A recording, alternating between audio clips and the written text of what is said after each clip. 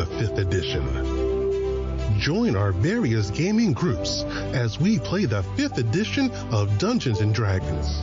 And maybe just hang out and chat about gaming in general. Sit back and enjoy the show.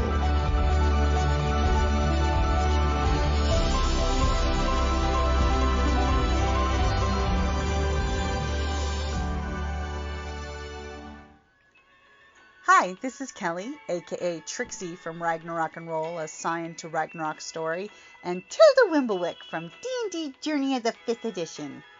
First off, I would just like to say thank you to everyone for listening to our varied adventures, as well as for rating us on iTunes and RPGpodcast.com. If you haven't rated us yet, we would greatly appreciate it if you could. And if you're looking for more ways to support our efforts, we are now on Patreon, a great site where you can help us continue making more podcasts, as well as some special surprises for our patrons. If you can, please look us up at www.patreon.com/cppn. Every little bit helps. And again, thank you for listening.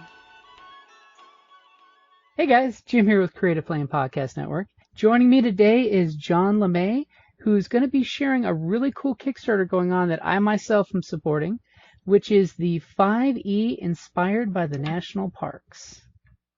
Hey, John. Hey, thanks for having me on, Jim. Hey, thanks for joining us. Yeah. So do me a favor, John, and go ahead and introduce yourself to the listeners and give us a little teaser on what 5e inspired by national parks is all about. Well, I'm John Lemay. To tell you a bit about 5e inspired by the national parks, it's digital content that I envision as drag and drop, so to speak, into your campaign. So it's a set of tools such as battle maps, voice acting, some monsters that are all inspired by the national parks. That's cool. I mean, I love the first park that you picked, which, Yosemite. That's a great environment to pick. Yeah. So now my prototype is on the Badlands because that's where I took the family last summer, and in addition to some other parks in the Dakotas. So the prototype's on the Badlands, and I think it's a pretty good combination of battle map along with an encounter for each tier on that battle map, and taking the features of the battle map and really tying that into the real world so that it inspired by the national park, having the box text for those features voice acted so that you can click a button and it just sort of reads the box text for you. And what else goes with that? I know sometimes when I just say this, it's hard to envision, but also on just that inspired part, what I did for the cartographer is I curated a couple of the iconic 5 iconic photos from the Badlands and said, hey, please make the battle map based on these photos. And One Day GM did a great job in really capturing the essence of those.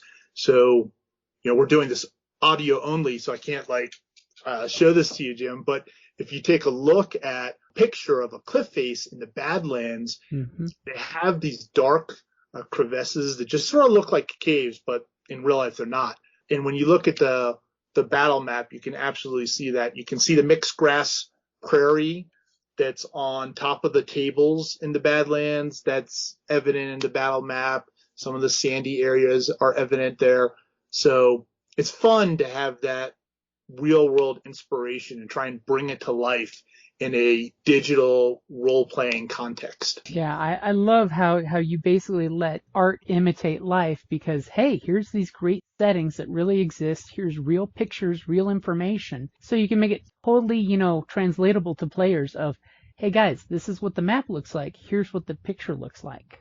It really makes it a lot more, inclusive to get your characters in, your players into their character's point of view so that way they can see, hey, here's the situation. And in my little very silly Kickstarter video, I sort of tee up this point where I'm playing the role of the DM in that thing, and I'm like, hey, you all go into the elven forest. And the players, acted by my Muppets there, are a little discouraged because they've been into 1 or 2 or 3 or 20 elven forests in their role-playing careers. And so I just try and bring out that idea that, we have some just amazing geography in the real world, and a lot of it's sort of teed up, curated for us in the form of our national parks, which honestly don't, scratch the surface. Because I bounded myself by U.S. national parks, and there's just so much other stuff out there. But those are great. So it's sort of curated for us, this amazing geography, and it helps, break out of some of the standard tropes in fantasy role playing. I mean, I'm a huge fan of the whole, Badlands area because, we do a lot of Western gaming and, come on, Badlands and deserts are something that we have a big key in. If you look at Western Texas, that's the topography I rip off. I mean, borrow as a GM all the time, so that way I can give people pictures and maps, especially if you're doing digital. It's boom, there's a real world map using for game content. And it's great just, introducing folks who have no idea what's, granted not in their backyard, but still within, a day or two drive within the U.S. that you can go see this completely different topography. It's definitely something else. And of course, I love the second choice, which was the Everglades, which, that totally fits into a lot of the nautical themed campaigns that we've played in the past, because you have that beautiful swamp. And I'm hoping maybe lizard men, because, it's the Everglades. Yeah, for sure. So when you're saying that the two choices, or the ones that have made it, when I started the Kickstarter, sort of imagined, my idea was, hey, the backers would get to pick. And I got some feedback that it would be a lot more appealing to people to maybe know what parks are in it. And so now I've sort of mixed it both. And as the campaign's going, backers are voting on which parks. Before I did the campaign, just in the Facebook group, I was asking for feedback, and overwhelmingly, like with more than twice the other parks, people wanted Yellowstone. And so that's the first park. I sort of chose it off the bat and teased a little bit of Yellowstone in the thing's description. So that's park number one. Backers voted on Everglades, and it was close. There's a couple ones that are close. And then as we go on every 4 days or so to the end of the campaign, then I'll release, the next 3 parks. There's going to be 5 total, and we'll see what they come up with. And it should be really fun. If somehow all the rest of the parks were swamps, then, I'd make sure we get some varied geography in there. But I doubt that'll happen. Yeah, I just, today's the 11th, and I just committed my votes for the 15th. My top vote was, of course, Grand Canyon, because I just love the Grand Canyon here in Arizona. That it's iconic. It's wonderful. And when I counted all the votes this morning, Everglades came in with 5, and then there's a series of parks that were right behind it. Grand Canyon's one of them. So Glacier Bay, Grand Canyon, Petrified Forest, Hot Springs, which surprised me, Dry Tortugas, Carlsbad Caverns, and Bryce Canyon, all coming in with 4 votes.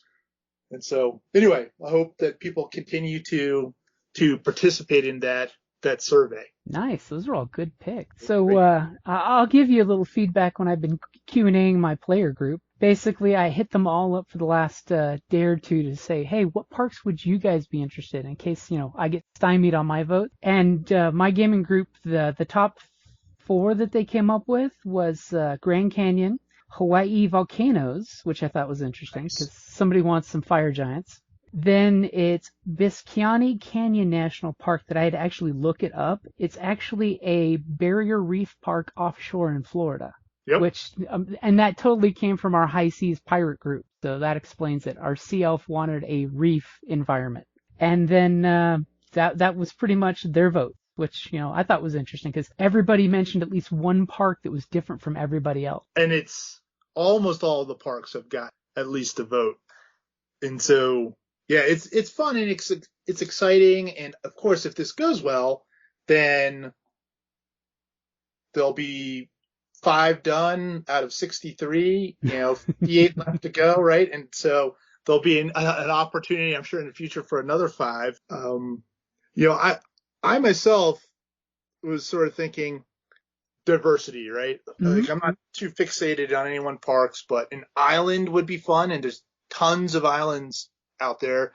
The Channel Islands off of California, Acadia in Maine has islands, Island Royale, the Virgin Islands, American Samoa, Dry Tortugas, you know, so that would be pretty cool. It would be double cool if we get to the first stretch goal, which is a overland map as opposed to a battle map, because I think that's fun to have for an island. Yeah.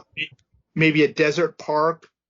So Death Valley, Great Sand Dunes, Saguaro, all great possibilities.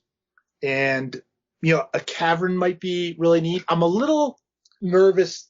I mean, Wind Cave, and it's just so massive. It has so many tunnels and caves and systems. It's just incredibly huge. Same with Carlsbad Cavern. I don't think quite as big, but still just massive and huge.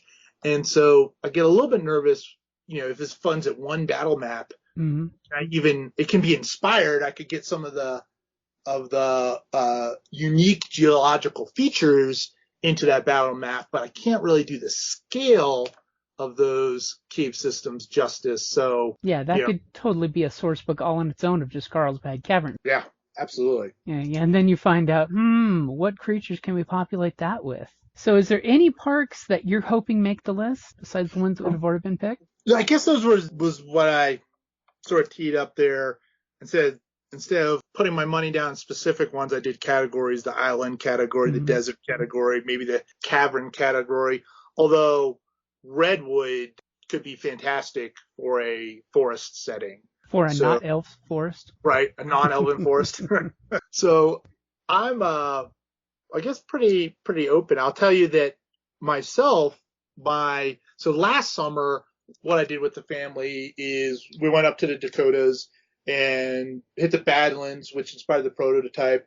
But we also did Theodore Roosevelt, and I'm losing my mind. I feel like I'm forgetting one that's right there. But anyway, so we did that area, and that was great. And this coming summer, we're looking at the Pacific Northwest. And, you know, I'm in Colorado, so we're going to head out there via Glacier National Park and then head over to the North Cascades, Mount Rainier, and Olympic National Park. And so anyway, it would be fun, you know, to be making and creating one that I actually go visit right while I'm doing it. So that would be cool. Yeah. That way you could happen to get a couple pictures just for the adventure of just like, hey, here's something I was actually at first person's perspective. That's right. Or, you know, totally say this is totally a business trip and not a vacation trip. Yeah. Then maybe I can do something with that mileage. That would be cool. That would definitely be cool. So one thing with the game is you've got some custom creatures, which is always a good thing, you know, find a thing and make it your own. So far, are there any custom homebrew creatures that you think are your favorites so far? So my favorite is the Sinomian. That's a prairie dog person. And it's a not very deep name. The genus is Cynomys, Cynomys. I probably didn't pronounce that brilliantly, but hence the Sinomian. And so it's got a tie into real life. And the reason really it's my favorite is because there we were at Theodore Roosevelt National Park last summer, and those prairie dog towns are just incredible. I mean, they were at Wind Cave. Oh, that's the other one we did last, Wind Cave National Park. The reason I probably forgot it is because the cave was closed due to COVID, so we weren't allowed in the cave at all, and so it just looked, you know, it was just nice grasslands or whatnot.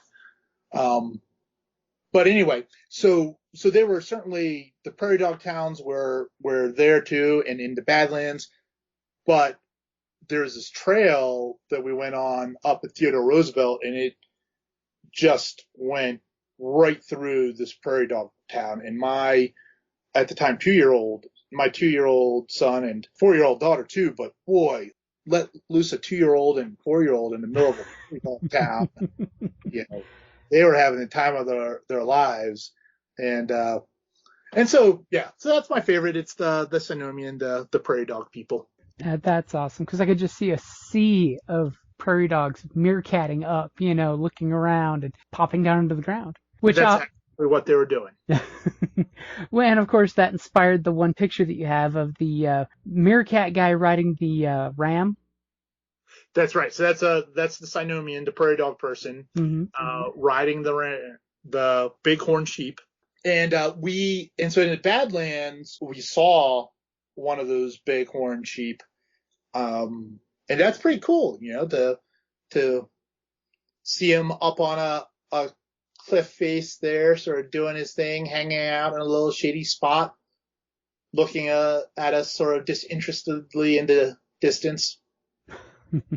And they are impressive as hell up close. I mean, a lot of folks think it's just a fancy goat, but they are actually pretty impressive. Yeah, they're impressive enough that with the little ones, I just wasn't gonna get the up close view. we maintained our distance. Don't want a headbutt from one of those horns, Absolutely not. After all, they got to live in the mountain lion territory, so they got to be tough, right? That's right. Although sometimes I think there's more chance of seeing a mountain lion in Colorado Springs than there is at a park. But hey, that's probably not wrong. This is what happens when the druids get angry and the animals invade the city areas. That's absolutely right. We kind of did, but I was going to go back and ask about some more information about those, if you don't mind. Yeah, absolutely. So and we talked around it a little bit, but I'll back all the way up to, what inspired this whole thing, 5e inspired by the national parks. And there's two things. So one was what inspired Kickstarter in general. And so way back, I think it was 2017, I'm still in the Army and I've got a commute and I'm listening to various podcasts on this commute. And somehow I fell into Funding the Dream podcast by Richard Bliss. And, Jim, the sort of easy button when people retire from the Army after a long career is to do the military industrial complex. And it's sort of eye-opening or expanding or whatnot to listen to Richard Bliss there talking about Kickstarters. At the time, in 2017, he already had hundreds of episodes. So I'm just going through this list of his episodes for months. Like, wow, this is really interesting. Crowdfunding? What's going on here? This sounds fascinating. It's totally different than what I was doing at the time professionally. And so it just planted a bug in my head that's different, that's interesting. Maybe that's something I could do in the future. And so this last year, of course, COVID hit, and I had a great in-person game going, and we had to shut it down. The Dungeon Master's wife is a nurse, and so she's sort of on the front line of the COVID battle. I have my youngest is now 10 months old, but she was born in April, and at the time, there wasn't as much confidence that COVID wasn't as dangerous for little children and infants. The pediatrician said to me, like, hey, the reason they call it infant mortality rate is because infants are more vulnerable to everything, common cold, pneumonia, whatever.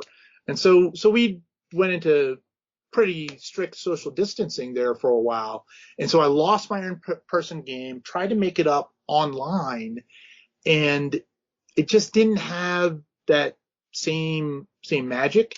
And so I went through this, brainstorming with some people, some friends, and just started thinking, like, what would make playing online cool, Mm-hmm. And that led to these ideas. Okay, beautiful battle maps. I love a lot of the stuff that Wizards of the Coast does, but they've been on this stint recently with these black and white sketch battle maps that drive me crazy. I just don't get the immersion from them online. you know, Mm-hmm. and so They definitely come up a little flat on the diversity. yeah, and I think you just need a little bit more when you're playing through audio and even when you get the video going, but you're playing with other people through a computer. It really helps the immersion if you've got a gorgeous map. So hey, gorgeous map with some point of view art would be great. And then to get back to more specific to your question, that's sort of what led into the voice acting. And it was like hey, wouldn't it be cool if, and not deeply researched or anything, but it's me and eventually a couple friends are saying, what would be cool? Oh, it'd be pretty cool if we could have this narrated, And so that's what led to that. But the idea, the real driving force behind all this is to try and bring that same in-person magic to the digital virtual tabletop that we're using since we're social distancing. And it's not the same because when you play in person, you don't have a voice actor or whatnot or anything like that, but you probably have a good rapport with the dungeon master in person. You're not trying to communicate through technology. You're actually there. And so just looking at someone, well, what does technology offer? What kind of tools could be fun or different and try and get you to the same place, but a little bit in a different way, if that makes sense. Yeah, I mean, as a GM, I totally appreciate the fact that I could actually click a button and take a quick drink while the narration's coming through if I don't want to have to say that line. And That's all. And the voice actor you picked is great. Yeah, Simon's good. He's great, as you said. I love Simon. He's available. All my research on this is through Fiverr. So what is he? Logic voice on Fiverr. But anyway, he's a former British Army, which for me was a little bit of a draw there. And then I did a project where I was talking about my experiences in Afghanistan and applying Sun Tzu's The Art of War to it. And anyway, so he worked with me on that project too. And so it was a natural go for trying this D&D. And it turns out such a small world, Jim. And so, I'm like, hey, I've got this new project and have him do that work. And it turns out that he's absolutely a gamer, that he, plays a paladin in his campaign in the United Kingdom. And so it's pretty fun. It's awesome. It's like I've joked with many of friends. It's like, it's funny how armed forces and RPGs kind of go along. It's just a thing I've noticed out there that everybody that I personally know in the armed forces has role played at one point or another, and a lot of them picked it up in the military. Got to fill that free time with something. Yeah. So I got my cousins jumped on me they got me into role playing, I guess, pre-military. But yes, it's certainly popular. I remember when I was a cadet at West Point, one of the things we had to memorize all the sports stuff, and the upperclassmen saying, hey, the reason you have to memorize this sports stuff is so you have something to talk to soldiers about. And then years later, what am I talking to the soldiers about? Like, hey, how is your D&D campaign in the barracks this weekend? Because it's one of those things that it's super easy to relate to from one gamer to another gamer. You've got that common connection of, hey, that's something you enjoy doing and I understand. Absolutely. And besides, like a lot of my friends I've joked with, RPGs are just tactical experience for you. It's practicing just like in the real world. You're practicing what you would do beforehand. That's it. I think there's a lot of value in playing war games, and I know that there's a completely valid argument that RPGs are broader and that you could do a role-playing game that's nothing but tea parties, and you just role play, being in tea parties all the time or whatever it might be. But I see a very strong connection in D&D back to its wargaming origins, and I think that you can exercise the mind for real world applications. And, I could go on a soapbox about this, but just briefly. So the wars that sort of characterize my generation, Iraq and Afghanistan, have very complex human dynamics. There are civil wars, insurgencies, and computers don't do those very well at all. I mean, computers do great jobs at tank battles where physics really determines everything and you can put a mathematical equation behind it. But a DM and players collaboratively narrating a story can get inside the human dynamics of a civil war much better than any computer ever will be able to. Very true. That's why real tabletop RPGs will beat MMOs every time. For sure. And real quick, so I didn't say Simon's gig properly. It's Logic Voiceover. Logic Voiceover. I'll definitely have to check him out because he's got a great voice. I mean, he really does. Yeah, absolutely. I thoroughly enjoy his work. I mean, and again, thank you for coming up with that great idea of just the one click and make it happen, Well, I'm hoping it funds well and it becomes a little bit more of a thing. So, and we'll see, and after I deliver this first project, I'll do some surveying and see what people think, how it actually works for them. Was it useful? And, Jim, some people have said like, hey, that just doesn't resonate with them, that they don't see the value in that. And, that, I guess the question is, because everyone's gonna have a different opinion, but will enough people be interested in that feature that it's worth continuing? Definitely, because different people have different play styles. I mean, it's just like any gaming group. No two gaming groups are 100% alike. But it's good that you're open to getting the feedback to see is this value added or is this just a cool thing to have that you would use on every other day, type of game sessions. So that is cool that you're open to the feedback on it. But I personally hope it kind of sticks around because it's a cool little feature. If you don't want to use it, you opt not to push the button. If you want to use it, push the button and take a drink. Yeah, for sure. I'm obviously one of those GMs that likes having the break in my voice and it doesn't feel like I'm PowerPointing everything out because really, as a GM, I talk enough as it is.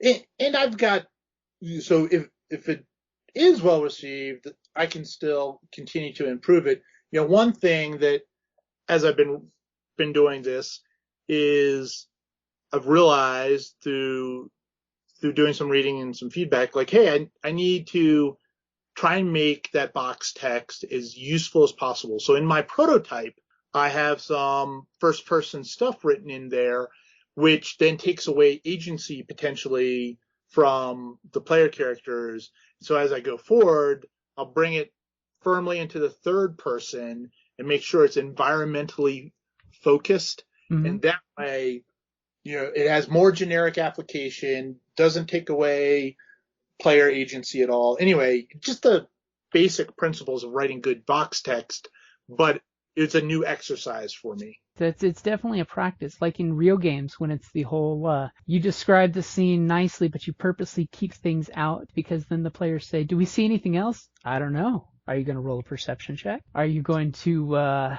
go ahead and see what you can see that I didn't tell you about? Yeah, and talking about skill checks, so this is one aspect as I'm able to, as I write this, is there's a lot of opportunities for some of those skills that we don't use that often. For example, nature. Now, survival we use quite a bit, or at least my experience. Mm-hmm. And survival gets used a lot, but nature hardly ever gets used. But with a lot of the real world information baked into the little scenarios I do, then I think there's an opportunity to bring nature and survival, maybe in some cases history or whatnot, but as useful skills to give some valuable information about the encounter to the players. And at the same point, those aspects can tie back to the actual park enough that it's actually educational. That's cool. See, I'm always a big fan of my players. Please use your skills. You invested in having one of a limited list of skills that you can have, and use those skills. I'm a fan of the bard characters, so it's all about knowing stuff. The power of knowledge is a powerful thing. It certainly is, and can, if written well, I think can give some good advantages to the players for the actual encounter. Definitely. It's like I've joked with players in the past of the whole, you can use this skill in a different way as long as you're asking. I mean, ask can I use my nature skill to figure out why this animal died at the watering? You could totally use a medicine to see how it died, but could I use nature instead? And sure, I'll give you a dozen reasons why this water may or may not be safe to drink. Right. Or totally safe, you just know that this water looks like a perfect environment for water moccasins. It probably was drinking and got in the side by a snake. 'Cause, the snakes are mean and they'll chase you down. My son's running around saying there's a snake in my boot all the time.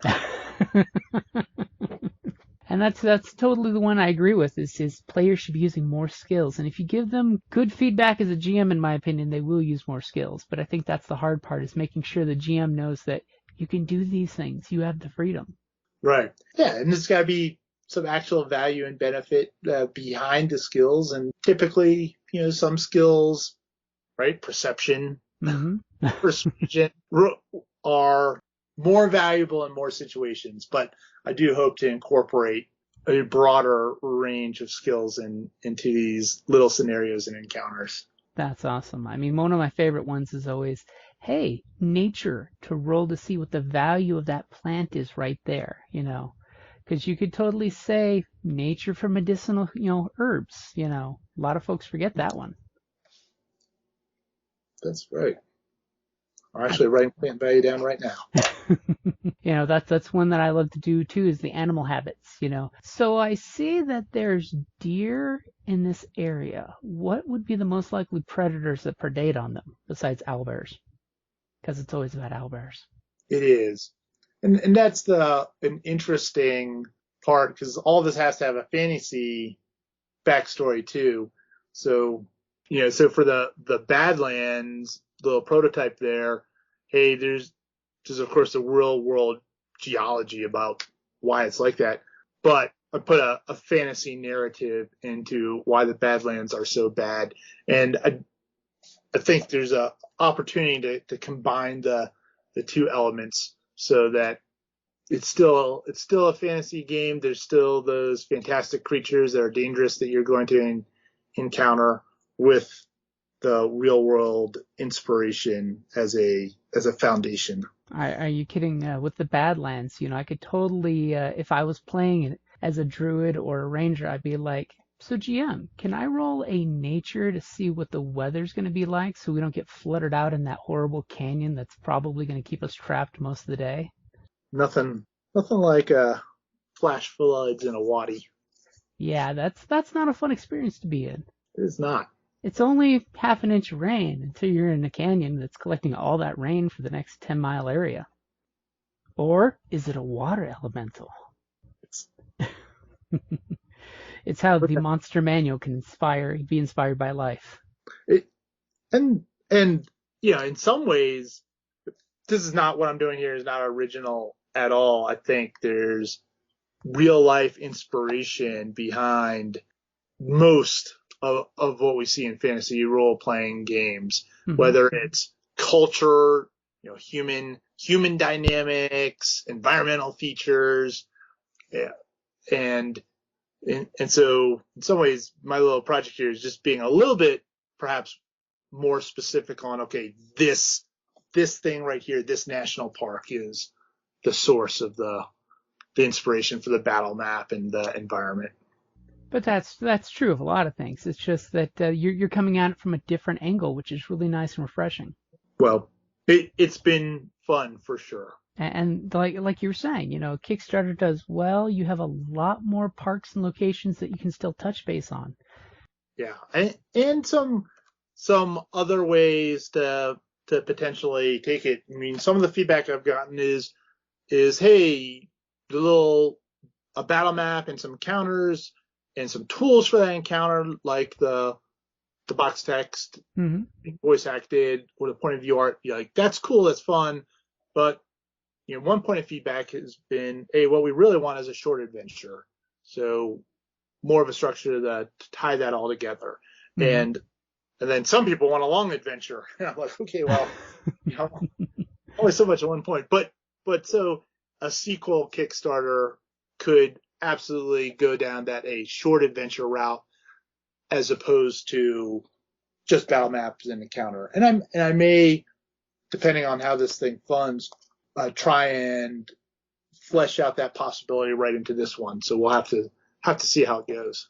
That's cool. But I am a fan of the single encounter, format, because that way GMs can pick and choose what they like and put in where they want or need, depending on their game night prep time. Because sometimes you have those GMs that just don't have prep time, and it's like, crap, I need something in 30 minutes or less. And I think with the diversity of the national parks, it gives you a selection of stuff that can drop into any existing sort of campaign world, right? You can have the Badlands battle map. This is what we're doing in this fantasy campaign world. We're over here. Oh yeah, the Badlands battle map would fit well there, or the Everglades battle map. We're near the coast and swampy area. Boom, Everglades battle map. Or right, so it does have a lot of possibilities that way too. And one thing you touched on earlier was the tiers. So one thing I was going to ask is, what is the level range that you're going for in the encounters? One encounter per tier. So it's a battle map with a tier 1, so that's 1 to 5. A tier 2, 6 to 10. A tier 3, 11 to 15, and then tier 4. So one encounter for each tier. Now, within those tier range, right? I mean, a 11th level party versus a 15th level party, that there's some difference in power there. And so DMs will have to adjust that a little bit. I mean, they're gonna have to customize it for their party a bit. But I'll have a solid base there. I mean, I'm sort of just aiming it right in the middle. Like, we did the tier 3 encounter on my live play last night using Shard Tabletop, and I designed it for the Badlands tier 3 encounter at level 13. It's sort of right in the middle of tier 3 there. So DMs, if they've got 11th or 15th, they'll have to customize it a little bit. But it's with just a little bit of adjustment, pretty easy within the same tier. Take away creature, add a couple, then that's what it is. So I didn't say, I wasn't specific on level, but an encounter for each tier. Which that's a good way of doing it, because that way I know a lot of folks, when it comes to higher end tiers, they're just like, I don't know what to throw with them, so I throw everything. So it's definitely good to give examples of, hey guys, here's a good balance for this tier, throw this at them, and you have wiggle room. It's not that, like every adventure book out there says you have to customize this to your group, but here is the framework, go for it. Which I think that's awesome. So that way it's got here's an ecosystem, and roll with it. I mean, let's look at the old first edition days where sometimes the game had a level 15 something when you guys were level 1. And it was part of the adventure that you were supposed to run from this big bad that will chase you until it leaves, Yeah, Curse of Strahd still does that in 5e. Wandered to the wrong place in that module. Wow. Exactly. Horde of the Dragon Queen does the same thing with the blue dragon at the beginning of the adventure. It's like, what? Yeah. But it comes down to, there's the nature roll of, there's this horrible monster. It's a natural creature. Roll a nature roll to calm the target, because, use the MMO terms, see how tough the target is compared to you guys. And they're like, this is out of your weight class. This would rampage through a village. You should run. Now use your skills to get away unseen. And good luck with that. As hopefully a druid in the group will say, I'm going to crush this lemongrass to cover our scent to give our stealth person advantage. Because that's one thing I love, when the players ask for things to help give them advantage in rolls. Because that's a cool thing that I do like in 5th edition, is the advantage-disadvantage rolls. I agree. And sometimes I think in the games I play, we get too limited. We play, generally speaking, with flanking as advantage, and focus on that and don't look creatively for other ways to get advantage. So I'm with you, Jim. It's a lot of fun to have those other opportunities. It makes encounters more interesting and engaging. And I agree with you, and thank you for mentioning that, because our groups also do flanking with advantage, because it's too cool of a tactical move to leave out, and we're all old school D&D players that want that flanking rule, because it should be in the book, as we always jokingly tell our Adventure League friends who don't allow flanking in Adventure League. So John, where can folks find your Kickstarter as well as yourself and follow you guys online on social media? So my major social media place is Facebook. And I have a Facebook group and page, but the group is much more engaging and interesting. It's 5e inspired by the national parks. So if you do a search on that on Facebook, you'll find it. I believe technically the Facebook name is National Parks 5e. Mm-hmm. But like you said, if you put in 5e National Parks, it does come right up in the search window. I know from experience. There you go. And that's the same place on Kickstarter too, where if you just search 5e inspired by the national parks, you'll get it right away on Kickstarter. Yep. Or if you follow us on Twitch, I've shared it there already, as well as on the Facebook page, just to make sure the word gets out, because I do believe isn't there a reward for social media on the Kickstarter? There are social goals, and the social goals tie to, well, one of the things we've already talked about, additional voice acting, but they help provide more content for each of the national parks. Which I think that was awesome that you added that in the Kickstarter, so that way, folks are always asking, how can we support if we're cash poor at the moment? Hey, dude, go and share your social media. Let your other gamers know about this cool idea, because, players who buy something and give to their GM get kudo points for inspiration. I'm just saying. Even if you're not a GM, you can buy it and give it to your GM. And I don't know if this was tactically wise compared to just the social. I've seen on other Kickstarters, the social goal is just share it. And I wasn't quite sure how, I would actually know, like, how do you even and track that and quantify it. So my social goal is joining the Facebook group. Mm-hmm. And so that I've got. And for each 100 additional people that join the Facebook group during this campaign, then it's tied to a social reward, such as an additional 100, words of voice acting. Mm-hmm. And I just thought that was a cool thing that had to be mentioned, so that's why I brought it up for you. Thank you, Jim. You're welcome. Hey, good ideas, man. Good ideas perpetuate more good ideas. And is there anywhere else people should follow you online besides the Facebook page? No, that's really it for this project. Okay. So I got an important question I try to ask every GM and player out there that focuses on 5th edition, because, you've got a lot of 5e content going there. But I want to know, what are there tabletop RPGs that are not D&D that you enjoy playing? Traveler. Ooh. I really enjoy that game, and that's fantastic. Now, a recent Kickstarter was Twilight 2000. And that's another hit from back in the 80s when my cousins first introduced me to D&D and role-playing games and whatnot. But my favorite non-D&D is Traveler. That's a good exploration one that has lots and lots of diverse opportunities. It's fun. And definitely has a different play style than D&D in regards to, setting and story and character development.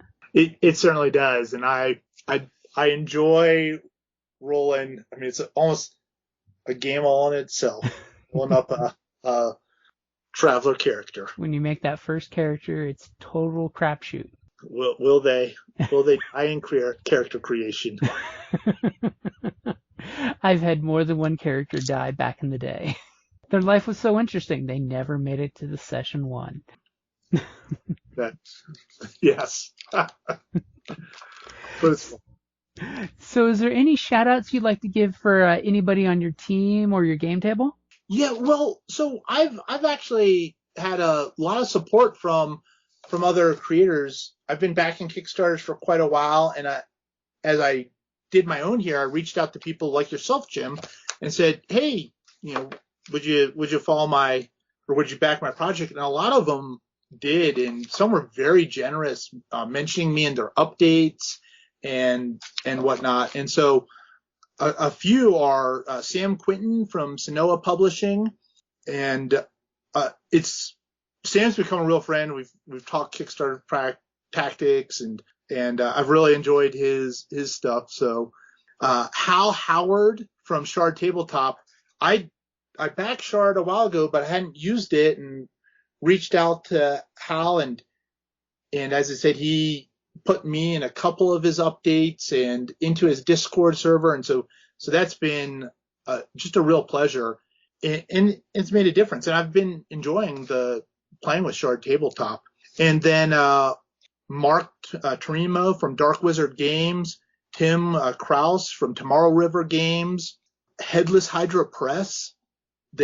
Shane from Headless Hydra Press, they did a Hex Explorer, basically magnets, like make your dungeon, or the one they've already did that I have in my house is overland stuff. And so it sort of ties into my theme a little bit more. The one they're currently doing is dungeon, but my kids loved putting all those, forest, desert, river magnet hexes on the boards and playing with that stuff. So all those folks and yourself, Jim, I really appreciate it. And, it does something to, like, getting mentioned in dispatches or whatnot help with backers, but it also importantly helps with just sort of morale in this fun Kickstarter journey, when words of encouragement, like some of the ones you've given tonight, Jim, or just positive mentions from other backers, it definitely helps me keep the hands on the oars, so to speak. Mm-hmm. Yeah, I guess creator community needs to really support each other, because hey, we're all making cool stuff, doing our stuff, but you need to touch base and give somebody that affirmation of, dude, what you're making is awesome. Thank you for making it, rather than just making it for your player group at home and then keeping it to yourself and filing it away in the GM's Bible somewhere. Absolutely. And critical feedback is very helpful. I mean, any feedback I think is a gift. Mm-hmm. That's helpful too, but the affirmations have been great too.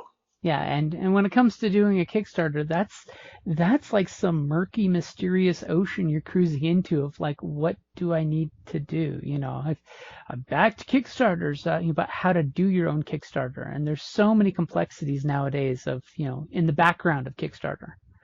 Not to mention that stress when you launch that first day and you're watching all day long until you realize, I need to turn this off. Yeah. Absolutely. You can't, the watched baby doesn't sleep. It's a good analogy. It's better than the boiling pot, That's right. So, John, thank you for coming on and hanging out. And, I'm glad we could get together and talk about your Kickstarter. Because, dude, I'm backing it. I want it to happen. I want to have these great experiences to at my game table, bring this out in there. And I do want to remind you that Shard, you mentioned Shard?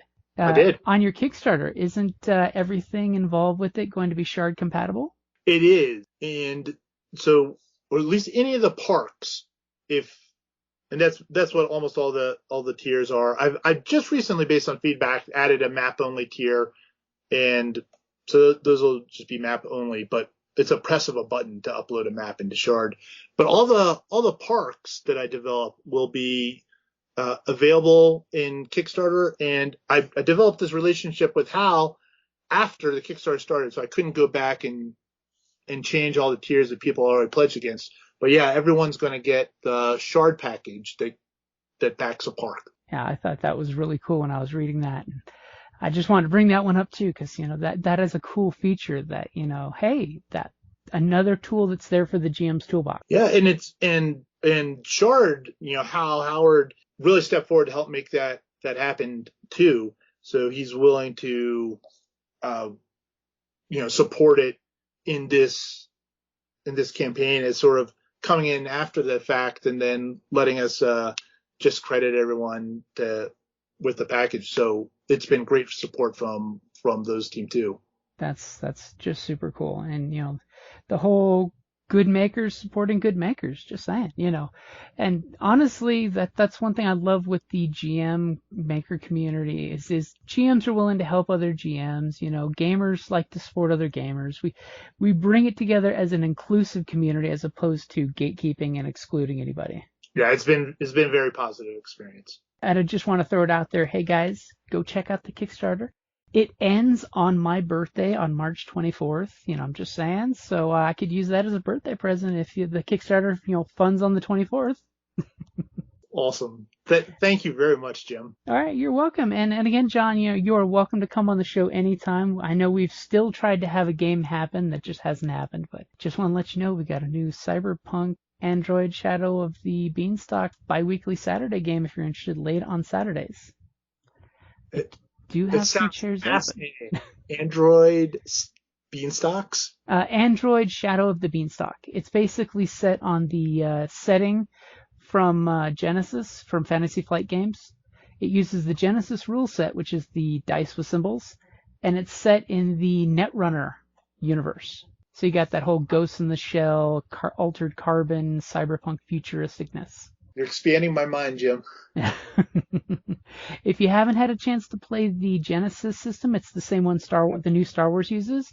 It's a really fun system. Awesome. Again, Jim, thank you very much for having me on the show and for all the support. Really appreciate it. Hey, no problem, John. You're very welcome for it. All right, John, thank you for coming on the show, and thank you, everybody, for listening. Have a great evening.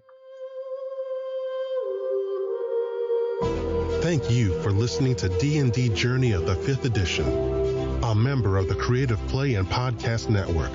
Please follow us on Patreon at patreon.com/CPPN to never miss a show or stream.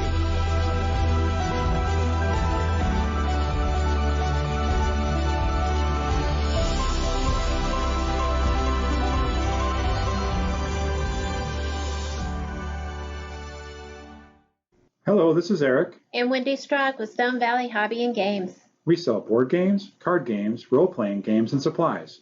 We have thousands of Magic the Gathering cards available, carry Kickstarter products, and work with veteran-owned small businesses to bring you our own line of products. We are a small business retailer, but we offer competitive prices, a loyalty system, and free shipping on orders over $100. As a military veteran myself, I'm a strong supporter of our armed forces, their families, and contractors out there doing the hard job. So any order from an AA, AE, or EP address will be shipped absolutely free. Remember, StoneValleyGames.com, where we take your leisure seriously.